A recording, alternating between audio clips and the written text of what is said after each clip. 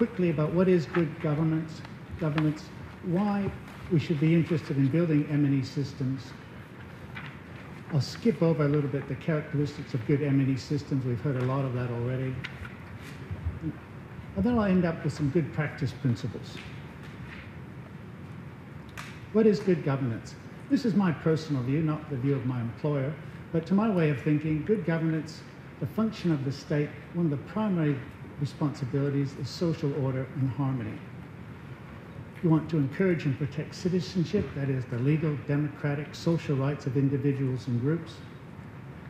To carry out the wishes of the people, that is the pursuit of collective values as expressed through legislation, government policy, budget allocations.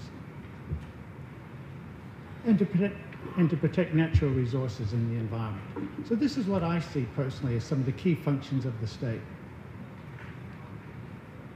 And of course, economic development. Now, it's easy to make a list there, but you can imagine that in practice, there'll often be tensions between some of these different purposes. What is good from an economic development point of view might raise some issues or concerns from an environmental point of view. So there's going to be some tensions and trade-offs at times between pursuing these different goals.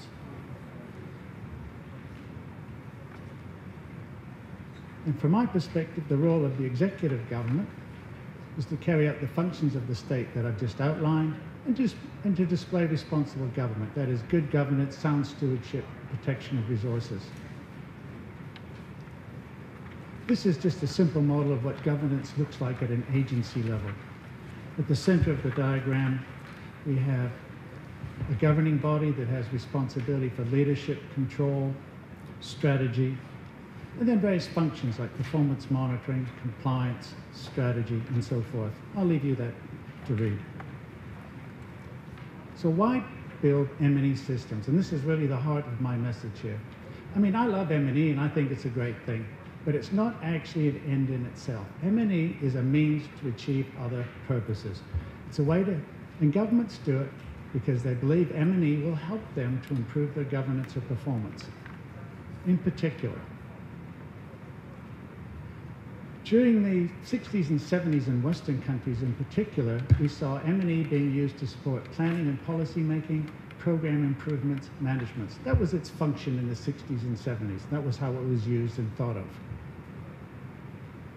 And then internationally, we had a lot of pressure on governments' budgets, and starting in about the mid-1980s through to today, we see a lot of emphasis on M&E being used for resource allocations, budgeting purposes, government control, coordination, accountability, and transparency.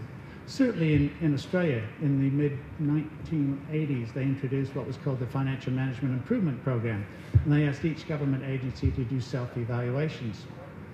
And then the Treasury Department used that information to readjust budget allocations. And in fact, what happened was, if you said something bad in your own evaluation, you got a budget cut the next year.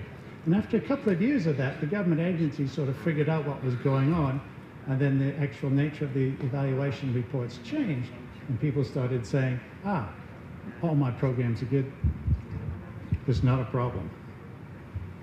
And so it's very important to be careful about the incentives that you're signaling through your M&E policies and systems.